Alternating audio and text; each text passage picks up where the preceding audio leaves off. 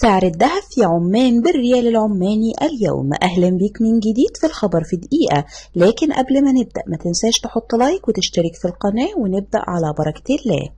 سجلت الأوقية العالمية 4003 دولار. سجل جنيه الذهب في عمان 347 ريال. عيار 24 49 ريال 57 بيسة. عيار 22 45 ريال 45 بيسة. عيار 18 37 ريال و17 بيسة.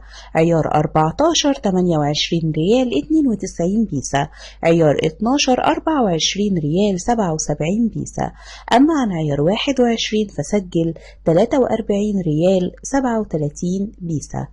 خير الكلام ما قل ودل. إلى اللقاء في فيديو قادم إن شاء الله. دمتم في رعاية الله وحفظه وأمنه، والسلام عليكم ورحمة الله تعالى وبركاته.